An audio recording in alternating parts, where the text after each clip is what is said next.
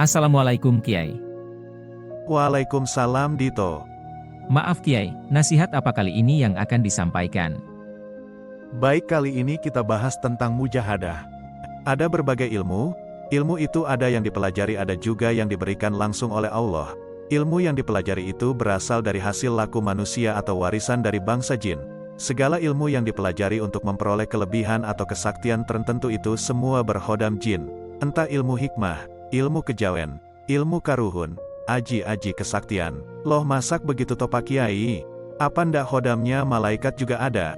Misal saya itu berzikir dari asma Allah, apa saya juga dapatnya hodam jin, bukan malaikat? Nah, itulah yang perlu dipahami dan dimengerti. Bisa jadi malah syaitan yang masuk menjadi hodam kita tanpa kita sendiri tahu dan memahaminya. Malah mengira syaitan itu adalah pertolongan Allah.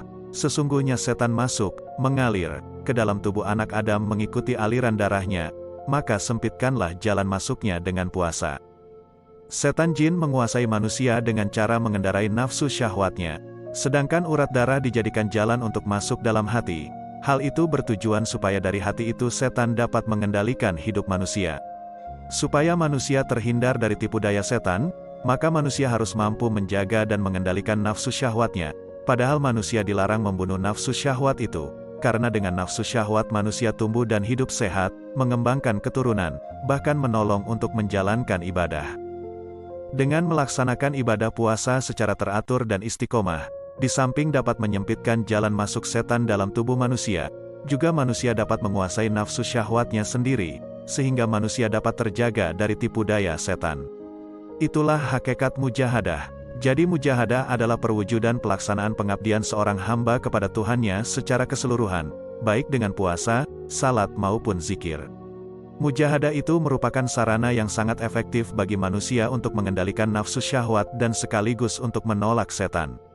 Allah Subhanahu wa Ta'ala berfirman, sesungguhnya orang-orang yang bertakwa, bila mereka ditimpa was-was dari setan, mereka berzikir kepada Allah, maka ketika itu juga mereka melihat. Quran Surat Al-A'raf ayat 201. Yang dimaksud dengan lafadz tazakaru, ialah melaksanakan zikir dan wirid-wirid yang sudah diistiqomahkan, sedangkan yang dimaksud mubsyirun adalah melihat. Maka itu berarti, ketika hijab-hijab hati manusia sudah dihapuskan sebagai buah zikir yang dijalani, maka sorot mata hati manusia menjadi tajam dan tembus pandang. Jadi, berzikir kepada Allah Subhanahu wa Ta'ala yang dilaksanakan dengan dasar takwa kepadanya, di samping dapat menolak setan, juga bisa menjadikan hati seorang hamba cemerlang, karena hati itu telah dipenuhi nur marifatullah. Selanjutnya, ketika manusia telah berhasil menolak setan jin, maka khodamnya yang asalnya jin akan kembali berganti menjadi golongan malaikat. Sesungguhnya orang-orang yang mengatakan, Tuhan kami ialah Allah, kemudian mereka meneguhkan pendirian mereka, maka malaikat-malaikat akan turun kepada mereka, dengan mengatakan, janganlah kamu merasa takut, janganlah kamu merasa sedih dan bergembiralah kamu dengan memperoleh surga yang telah dijanjikan Allah kepadamu. Kamilah pelindung-pelindungmu di dalam kehidupan di dunia maupun di akhirat. Quran Surat Fussilat ayat 30-31. Firman Allah Subhanahu wa Ta'ala, kami adalah pelindung-pelindungmu di dalam kehidupan di dunia maupun di akhirat. Itu menunjukkan bahwa malaikat-malaikat yang diturunkan Allah Subhanahu wa Ta'ala kepada orang yang istiqomah tersebut adalah untuk dijadikan khodam-khodam baginya. Jadi, bagi pengembara-pengembara di jalan Allah, kalau pengembaraan yang dilakukan benar dan pas jalannya, maka mereka akan mendapatkan khodam-khodam malaikat. Seandainya orang yang mempunyai khodam malaikat itu disebut wali, maka mereka adalah waliullah. Adapun pengembara yang pas dengan jalan yang kedua, yaitu jalan hawa nafsunya, maka mereka akan mendapatkan khodam jin. Apabila khodam jin itu ternyata setan, maka pengembara itu dinamakan walinya setan. Jadi wali itu ada dua, satu, Auliyaur Rahman, wali-walinya Allah, dan dua, Auliyau si syayatin, walinya setan. Allah Subhanahu wa Ta'ala menegaskan dengan firman-Nya, dan orang-orang yang tidak percaya, wali-walinya adalah setan yang mengeluarkan dari nur kepada kegelapan. Mereka itu adalah penghuni neraka, mereka kekal di dalamnya. Quran Surat Al-Baqarah ayat 257. Sesungguhnya kami telah menjadikan setan-setan sebagai wali-wali bagi orang yang tidak percaya. Quran Surat Al-A'raf ayat 27. Seorang pengembara di jalan Allah, baik dengan zikir maupun wirid, mujahadah maupun riyadlah lelaku, kadang-kadang dengan melaksanakan wirid-wirid khusus di tempat yang khusus pula. Perbuatan itu mereka lakukan sekaligus dengan tujuan untuk berburu hodam-hodam yang diingini. Hodam-hodam tersebut dicari dari rahasia ayat-ayat yang dibaca. Semisal mereka membaca ayat kursi sebanyak 100.000 dalam sehari semalam, dengan ritual tersebut mereka berharap mendapatkan hodamnya ayat kursi. Sebagai pemburu hodam, mereka juga kadang-kadang mendatangi tempat-tempat yang terpencil, di kuburan-kuburan yang dikeramatkan, di dalam gua di tengah hutan belantara. Mereka mengira hodam itu bisa diburu di tempat-tempat seperti itu. Kalau dengan itu ternyata mereka mendapatkan hodam yang diingini, maka boleh jadi mereka justru terkena tipu daya setan jin. Artinya, bukan jin dan bukan malaikat yang telah menjadi hodam mereka, akan tetapi sebaliknya, tanpa disadari sesungguhnya mereka sendiri yang menjadi hodam jin yang sudah didapatkan itu.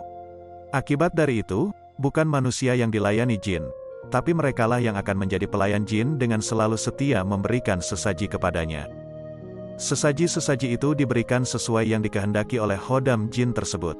Memberi makan kepadanya, dengan kembang telon atau membakar kemenyan serta apa saja sesuai yang diminta oleh hodam-hodam tersebut, bahkan dengan melarungkan sesajen di tengah laut dan memberikan tumbal. Mengapa hal tersebut harus dilakukan? Karena apabila itu tidak dilaksanakan, maka hodam jin itu akan pergi dan tidak mau membantunya lagi. Apabila perbuatan seperti itu dilakukan, berarti saat itu manusia telah berbuat syirik kepada Allah Subhanahu wa Ta'ala. Kita berlindung kepada Allah Subhanahu wa Ta'ala dari godaan setan yang terkutuk. Memang yang dimaksud hodam adalah rahasia bacaan dari wirid-wirid yang didawamkan manusia. Namun, apabila dengan wirid-wirid itu kemudian manusia mendapatkan hodam, maka hodam tersebut hanya didatangkan sebagai anugerah Allah Subhanahu wa Ta'ala dengan proses yang diatur olehnya. Hodam itu didatangkan dengan izinnya, sebagai buah ibadah yang ikhlas semata-mata karena pengabdian kepadanya, bukan dihasilkan karena sengaja diusahakan untuk mendapatkan hodam. Apabila hodam-hodam itu diburu, kemudian orang mendapatkan, yang pasti hodam itu bukan datang dari sumber yang diridai Allah Subhanahu wa Ta'ala, walaupun datang dengan izinnya pula. Sebab, tanda-tanda sesuatu yang datangnya dari ridho Allah, di samping datang dari arah yang tidak disangka-sangka, bentuk dan kondisi pemberian itu juga tidak seperti yang diperkiraan oleh manusia. Demikianlah yang dinyatakan Allah Subhanahu wa Ta'ala, dan barang siapa bertakwa kepada Allah, Allah akan menjadikan jalan keluar baginya, untuk menyelesaikan urusannya, dan memberikan rizki kepadanya dari arah yang tidak terduga. Quran Surat At-Tolak ayat 2-3. Hodam-hodam tersebut didatangkan Allah Subhanahu wa Ta'ala sesuai yang dikehendakinya, dalam bentuk dan keadaan yang dikehendakinya pula, bukan mengikuti kehendak hambanya. Bahkan juga tidak dengan sebab apa-apa, tidak sebab ibadah dan mujahadah yang dijalani seorang hamba, tetapi semata sebab kehendaknya. Hanya saja, ketika Allah sudah menyatakan janji maka dia tidak akan mengingkari janji-janjinya. Di luar itu, orang-orang yang dengan sengaja menjalani laku untuk memperoleh keilmuan itu sudah dipastikan akan mendapat hodam jin. Orang yang menjalankan laku dengan keikhlasan menjalani saja masih akan didatangi jin, untuk sekedar ingin menjadi hodam. Apalagi yang menjalankan lelaku yang ada kehendak maksud tujuan pada selain Allah, yaitu kesaktian, kelebihan dalam hal tertentu. Pasti jin sudah akan mendatangi, cuma orang yang menjalankan lelaku secara ikhlas, ketika dirinya didatangi jin untuk menolong membantunya, lantas dia tidak peduli, maka dirinya akan naik ke tingkatan level yang lebih tinggi. Lantas para malaikat akan didatangkan Allah untuk menjadi hodamnya, dengan menjalankan apa yang menjadi kehendak dan keperluan orang itu. Ketika orang itu tidak peduli, maka dia akan naik ke level yang lebih tinggi lagi sampai dirinya itu diijabah langsung oleh Allah tanpa harus dengan perantara atau sebab yang menjadikan hal itu terjadi. Makanya sebaiknya menjalankan lelaku mendekatkan diri kepada Allah itu butuh guru pembimbing.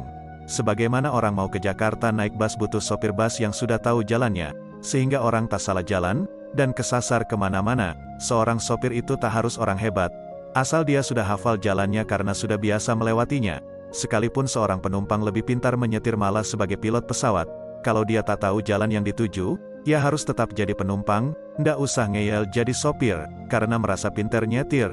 Jika naik bus juga harus mau dibawa belok kanan atau ke kiri oleh sopir.